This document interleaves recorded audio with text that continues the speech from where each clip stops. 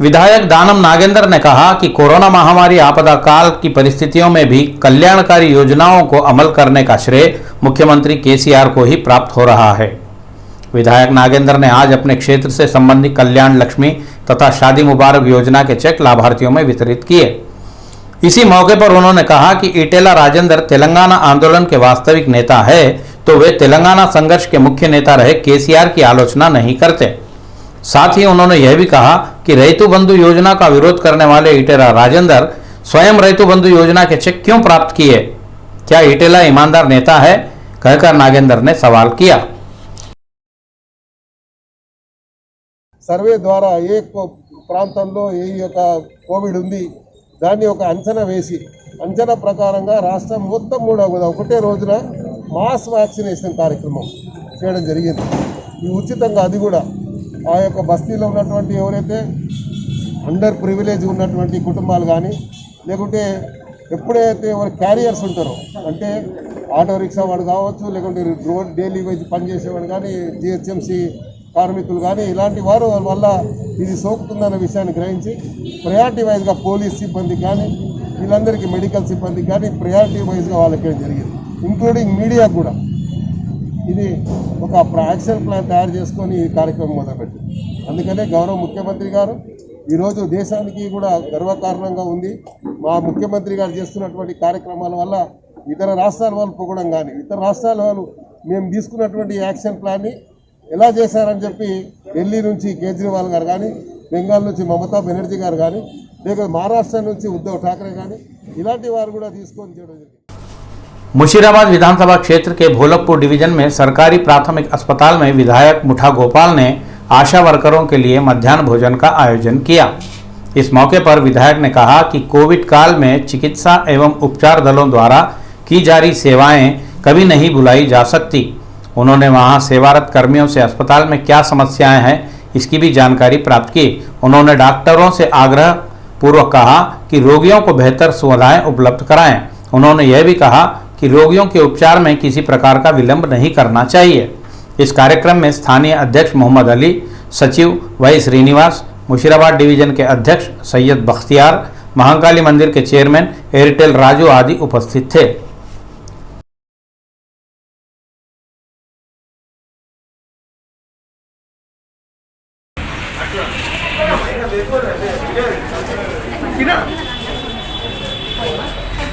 जय तेलंगाना, जय तेलंगाना।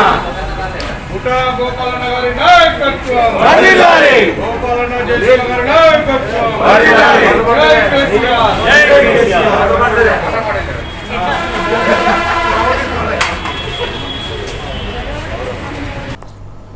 आईटीसी संस्था ने अपनी उदारता दिखाते हुए 5 लाख रुपए मूल्य के खाद्य व्यक्तिगत संरक्षण उत्पादों को अनाथ तथा निराश्रितों में वितरित करने का कार्यक्रम आरंभ किया है। आईटीसी द्वारा वितरित किए जाने वाली सामग्री से भरे वाहनों को साइबराबाद पुलिस आयुक्त सज्जनार ने आज झंडा दिखाकर रवाना किया। इस मौके पर सज्जनार ने आईटीसी के प्रतिनिधियों को धन्यवाद ज्ञापित किया। इस कार्यक्रम में पुलिस उपायुक्त अनुसुया, माणिकराज, रवि कुमार, सहायक पुलिस आयुक्त संतोष कुमार आदि भाग लिया। వాళ్ళ manager industrial affairs Shri Subbareddy గారు మన సైబరాబాద్ పోలీస్కి ఐటీసీ ప్రొడక్ట్స్ అయిన బిస్కెట్స్, సోప్స్, ఆటా, నూడిల్స్ ఇవ్వడం జరిగింది। ఆ వచ్చిన మెటీరియల్ అన్నీ కూడా మనము సైబరాబాద్లో ఉన్న ఓల్డ్ ఏజ్ హోమ్స్కి, చిల్డ్రన్ హోమ్స్కి, ఎక్కడెక్కడ డెస్టిట్యూట్ హోమ్స్ ఉన్నాయో అక్కడ అన్ని చోట్ల ఇవ్వడం జరిగింది। మన DCP women and children safety wing Anasuya coordinate చేయడం జరుగుతుంది। సైబరాబాద్ పోలీస్ తరఫు నుంచి, మన సైబరాబాద్లో ఉన్న హోమ్స్ తరఫు నుంచి సుబ్బారెడ్డి గారికి మరియు ఐటీసీ కంపెనీ గారికి పేరు పేరుగా ధన్యవాదాలు తెలుపుతున్నాను। ఈ ఒక క్లిష్ట సమయంలో వాళ్ళు ముందు వచ్చి వాళ్ళ ప్రొడక్ట్స్ డొనేట్ చేయడం చాలా సంతోషకరం విషయము। సో అదే ఒక సపోర్ట్ని వచ్చే రోజు కూడా ఎక్స్పెక్ట్ చేస్తూ ఐటీसी कंपनी याजमान्यानिकी सुब्बारेड्डी गारिकी पेर पेरुगा अभिनंदिस्तुन्नानु। कोरोना महामारी की तीसरी लहर संबंधी अफवाहों के मद्देनजर केंद्र सरकार सतर्क हो गई है। कोरोना संक्रमण के शिकार हुए छोटे बच्चों के संरक्षण हेतु ताजे रूप से दिशा निर्देश तैयार किए हैं। जारी दिशा निर्देशों में बताया गया है कि बच्चों में कोरोना की तीव्रता अधिक होने की कोई संभावनाएं नहीं है। केंद्र ने यह भी स्पष्ट किया है कि कोरोना उपचार हेतु बड़े लोगों के लिए इस्तेमाल की जा रही दवाइयों तथा एंटीबायोटिक औषधियों का उपयोग बच्चों के लिए नहीं करना चाहिए। कोरोना संक्रमित बच्चों के एवरमेक्टिन, हाइड्रॉक्सी क्लोरोक्विन, फाविपिराविर जैसी दवाइयाँ तथा डॉक्सीसाइक्लिन, अजिथ्रोमाइसिन जैसी एंटीबायोटिक दवाइयों का उपयोग न करने की भी केंद्र सरकार ने आदेश जारी किए हैं। आगामी और कुछ महीनों बाद कोरोना की तीसरी लहर के आने की संभावनाओं जैसी चेतावनियों के प्रकाश में केंद्र सरकार ने कोरोना मामले में बच्चों की सुरक्षा एवं संरक्षण के संबंध में केंद्रीय चिकित्सा एवं स्वास्थ्य विभाग ने नए दिशा निर्देश जारी किए हैं, जिसके तहत कोरोना संक्रमण बच्चों में गंभीर स्तर पर होने वाली स्थितियों में वर्तमान में स्थित कोविड संरक्षण केंद्रों की संख्या और बढ़ाने की आवश्यकता है।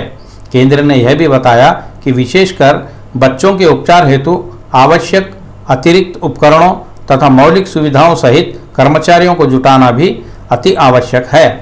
केंद्र ने यह भी स्पष्ट किया है कि बच्चों में कोविड संबंधी सभी स्तरों की जानकारियां संग्रहित करने के लिए राष्ट्रीय रजिस्ट्री आरंभ की जा रही है।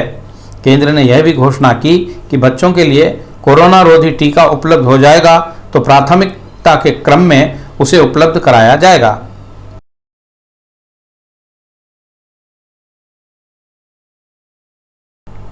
बोलारम औद्योगिक क्षेत्र में आज एक सड़क दुर्घटना घटी। इस हादसे में स्कूटी वाहन के बाइक को टक्कर मार देने से बाइक चालक की घटनास्थल पर ही मौत हो गई। इस दुर्घटना में स्कूटी पर सवार तीनों लोग गंभीर रूप से घायल हो गए। तीनों घायलों को उपचार हेतु अस्पताल भेज दिया गया है। इस हादसे की सूचना मिलते ही घटनास्थल पर पहुंची पुलिस ने मामला दर्ज कर आगे की जांच आरंभ कर दी है।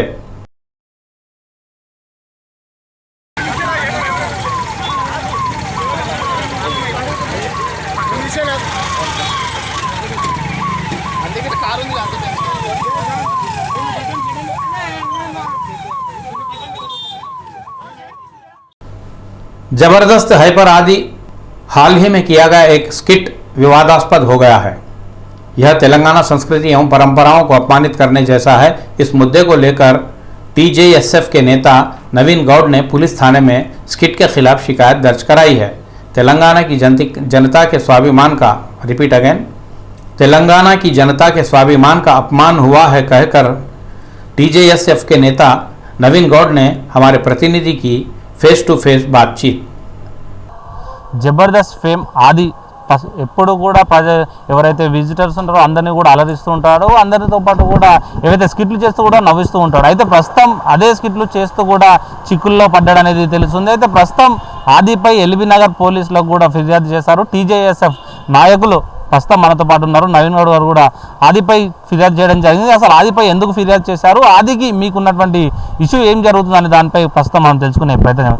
సార్ చెప్పండి, ఆది చాలా వరకు కూడా స్కిట్లు చేస్తుంటాడు, అందరినీ నవ్విస్తుంటాడు. అసలు ఆదిపై ఎందుకు ఫిర్యాదు చేయడం జరిగింది, అసలు మీరు దేనిపై ఫిర్యాదు చేశారు? ఆది గారు మొన్న 13 తారీఖు ఆదివారం రోజు మల్లమల్ల ప్రొడక్షన్ శ్రీదేవి డ్రామా కంపెనీలో ఒక స్కిట్ చేశాడు.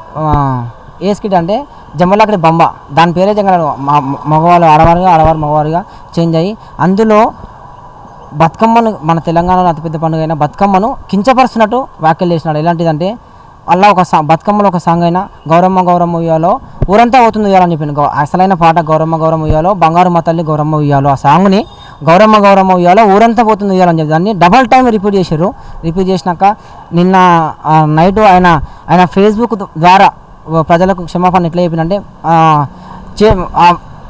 మేము చేసిన వాక్యాలు కాదు, ఆయన చేసిన వాక్యాలు స్పష్టంగా కనిపిస్తున్నప్పటికీ మాపై ఆరోపణలు చేస్తుండు. ఆరోపణలు అనేది అతను స్పష్టంగా అర్థం చేసుకోవాలి. అది గారు మీరు ఆరోపణలు కాదు, అది ఆరోపణలు నిజమైనందుకే మీరు ఆ వీడియోలో ఆ లింక్లో మీరు డిలీట్ చేశారు. మీరు ఏదైతే గౌరమ్మ ఉయ్యాలో ఊరంతా పోతున్న ఉయ్యాలో వాక్యాన్ని మీరు డిలీట్ చేశారు. అంటే మీరు తప్పు ఒప్పుకున్నట్టే మీరు నిన్న క్షమాపణ చెప్పారు. కానీ మీ ఫేస్బుక్ ద్వారా చెప్పుడు ఎట్లా లక్షల మంది చూసే యూట్యూబ్లోమో మీ ప్రచారం జరుపుకుంటారు, కానీ మీరు క్షమాపణ చెప్పేది మాత్రం ఓన్లీ మీ ఫేస్బుక్ ద్వారా చెప్పుకుంటారా? మీరు తక్షణమే తెలంగాణ సంస్కృతి సంప్రదాయాలను మరియు యాసను భాషను కించపరిచినందుకు తెలంగాణ రాష్ట్ర ప్రజల ముంగడికి వచ్చి మీడియా సాక్షిగా క్షమాపణ చెప్పాలి. లేకపోతే కఠినంగా మిమ్మల్ని ఎక్కడున్నా సరే మేము వచ్చి అడ్డుకుంటామని చెప్పి మీ షూటింగ్ అయినా సరే మీ ఆఫీస్లో అయినా సరే మేము తప్పకుండా వచ్చి మీ ముట్టడిస్తామని చెప్పి ఇప్పుడు నేను చెప్తున్నా. అది గారు మీరు గుర్తుపెట్టుకోవాలి, ఖబర్దారు. సో కాదు, ఇప్పుడైతే వాళ్ళు ఆదికి సంబంధించి మీరు ఫిర్యాదు చేసిన దాని తర్వాత ఆది కూడా స్పందించి ఒక వీడియో రిలీజ్ చేశారు ఇప్పుడు మీరు చెప్పినట్టు. సో అట్లా ప్రత్యేకంగా అంటే లైవ్లో వచ్చి కూడా మీకు క్షమాపణ తెలంగాణ ప్రజలకు కావచ్చు, తెలుగు ప్రేక్షకులు అందరికీ కూడా మేము క్షమాపణ చెప్తున్నాం, ఎవరిని ఉద్దేశించి మేము ఏ స్కిట్లు కూడా చేయట్లేదు అని చెప్పి క్లియర్ కట్గా కూడా బహిరంగంగానే క్షమాపణ చెప్పినటువంటి పరిస్థితి. సో మీరు ఇంకా ఏ విధంగా మీరు కోరుకుంటున్నారు? మేము ఏ విధంగా కోరుకుంటున్నామంటే అతను ఈటీవీలో లక్షల మంది చూస్తున్నారు, అంటే ఈటీవీ పేరు పైన వచ్చి లైవ్లో అంటే కొన్ని లక్షల మంది చూస్తున్న దానిపైన మీడియా ముందు ఇచ్చేసిండు. కానీ అతను పర్సనల్ ఫేస్బుక్లో ఎందుకు పెట్టుకోవాలి? అదే మీడియా ముందుకు రావాలి కదా. మేము అదే కోరుకుంటున్నాం కదా. యావత్ తెలంగాణ ప్రజలను మానవాళి దెబ్బతీసినందుకు తీవ్రంగా ఖండిస్తున్నామని చెప్పి తెలంగాణ జాగృతి పక్షాన తప్పకుండా ఎప్పుడైనా సరే ఆదిగారు గుర్తుపెట్టుకోండి. మీరు ఒక్కరు వేసిన వ్యాఖ్యలు ఎవరైనా ఎప్పుడైనా ఏ సినీ యాక్టర్ అయినా చేసినానుకో వారి గతి వేరేలాగా ఉంటుందని చెప్పి హెచ్చరిస్తున్నాం. ఎట్టి పరిస్థితుల్లో అయినా సరే మీడియా సమావేశం ఏర్పాటు చేసి తెలంగాణ ప్రజలందరికీ కూడా బహిరంగ క్షమాపణ చెప్పాలనేది కూడా నాయకులంతా కూడా డిమాండ్ చేస్తున్నటువంటి పరిస్థితి. కెమెరా పర్సన్ మురళీతో శ్రీకాంత్, हैदराबाद। सिकंदराबाद यशोदा अस्पताल के खिलाफ एक महिला ने पुलिस थाने में अपनी शिकायत दर्ज कराई है। उस महिला का आरोप है कि उसके पति के नाक संबंधी ऑपरेशन के लिए वह यशोदा अस्पताल ले आई। अस्पताल कर्मियों ने उसके पति को समय सीमा बीते एक्सपायरी डेट का इंजेक्शन लगा दिया गया। राज्य के निर्मल शहर में स्थित जल सिंचाई विभाग में सेवारत डिप्टी इंजीनियर जगदीश को नाक संबंधी समस्या के चलते सिकंदराबाद स्थित यशोदा अस्पताल में शल्य चिकित्सा हेतु भर्ती कराया गया। जगदीश को शल्य चिकित्सा के लिए ऑपरेशन थिएटर में ले जाने से पूर्व एक नर्स ने आकर उसे बेहोशी का इंजेक्शन लगाया। जगदीश को लगाए गए इंजेक्शन की जांच करने पर उसकी एक्सपायरी डेट दिसंबर 2020 में समाप्त हुई थी और यही मुद्रित उस पर अंकित था। जगदीश की पत्नी भार्गवी ने इसी बात को लेकर अस्पताल के खिलाफ थाने में शिकायत दर्ज कराई है। इस बात को लेकर जब भार्गवी ने अस्पताल प्रशासन से सवाल की तो अस्पताल कर्मियों ने उसे आसानी से लेते हुए बात को पलटने की कोशिश कर दी। उसने अस्पताल प्रबंधन पर भड़कते हुए कहा कि अस्पताल प्रबंधन मात्र 30 रुपयों के लिए लोगों की जिंदगियों से खिलवाड़ कर रहा है। भार्गवी ने अपनी शिकायत में यह भी लिखा है कि इस इंजेक्शन के कारण भविष्य में मेरे पति को कोई खतरा भी हो सकता है। इस शिकायत पर मामला दर्ज किए थाने के सब इंस्पेक्टर रमेश नायडू ने बताया कि इस विषय को वे अपने उच्च अधिकारियों के समक्ष प्रस्तुत करेंगे। ఇక్కడ చేతికి ఈ మెడిసిన్ ఇచ్చిందండి. ఆయనకి ఎంత ఎంఎల్ ఇచ్చిందో చూడలేదు కానీ చేతి మీద ఇచ్చిందండి. అయితే ఇస్తే మరి ఆ తర్వాత ఆపరేషన్ థియేటర్లోకి తీసుకెళ్లారు. ఆపరేషన్ థియేటర్లోకి తీసుకెళ్ళినాక అక్కడ మిగతాది ఎనస్థీషియా ఇచ్చామని చెప్తున్నారు వాళ్ళు.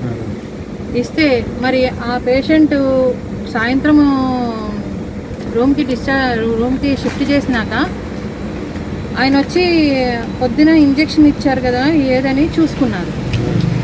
అది మాకు రూమ్లో మాకు ఇచ్చారు ఇది ఇంజెక్షన్. ఇచ్చినప్పుడు ఆ ఇంజెక్షన్ చూస్తే దాని మీద డిసెంబరు 2020లో ఎక్స్పైరీ డేట్ అయిపోయినట్టుగా ఉంది. మ్యానుఫ్యాక్చరింగ్ డేట్ వచ్చేసి జనవరి 2019.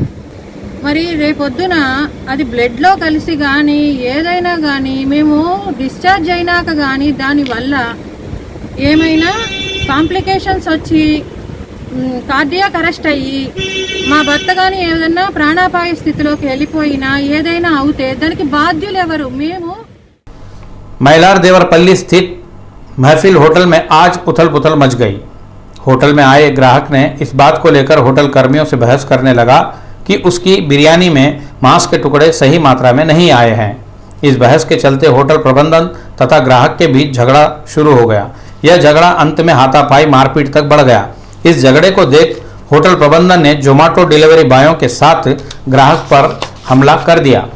इस घटना की जानकारी स्थानीय लोगों ने पुलिस को दी। सूचना पाते ही वहां पहुंची पुलिस ने मामले की प्राथमिक पूछताछ कर मारपीट का मामला दर्ज कर मामले की जांच कर रही है।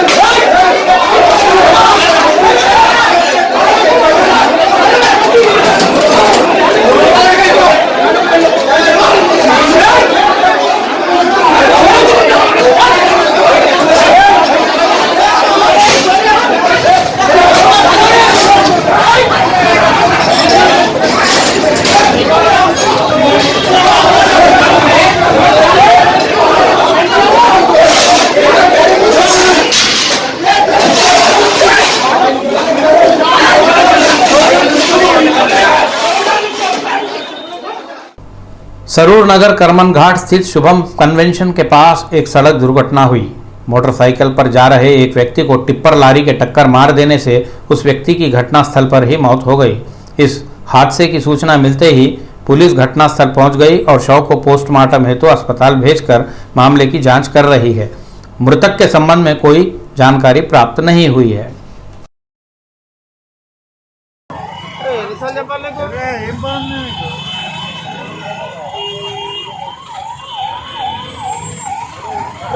माइक्रो ब्लॉगिंग संस्था ट्विटर को झटके पर झटके लग रहे हैं।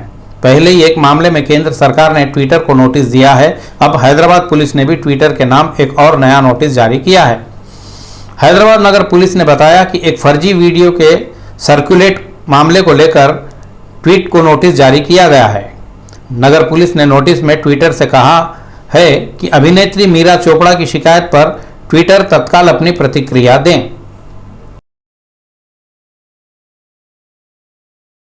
देश भर में कोरोना की तेजी दिन प्रतिदिन घटती जा रही है।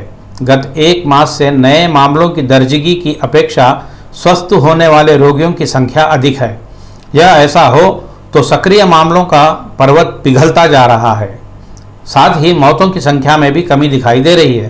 ताज़ा जानकारी के अनुसार इस समय देश भर से 67,000 लोगों के कोरोना संक्रमित होने की केंद्रीय स्वास्थ्य विभाग ने सूचना जारी की है। यह ऐसा हो तो लगातार गत 2 दिनों से नए मामलों में आंशिक रूप से बढ़ोतरी हुई है। देश में अब तक कोरोना संक्रमित लोगों की संख्या 2,97,00,000 पर पहुंच गई है। बीते 24 घंटों में 2,330 लोगों की कोरोना से मौत हुई है। इस संख्या के साथ देश भर में अब तक कुल 3,81,903 लोग महामारी के बलि हो गए हैं। देश में इस समय 8,26,740 सक्रिय मामले हैं। इस समय सक्रिय मामलों की दर 2.78% तक घट गई है। वहीं रिकवरी दर 95.93% तक बढ़ गई है। बीते 24 घंटों में 1,03,570 लोग स्वस्थ हुए हैं, जिससे अब तक स्वस्थ हुए कुल लोगों की संख्या 2,85,00,000 पर पहुंच गई है।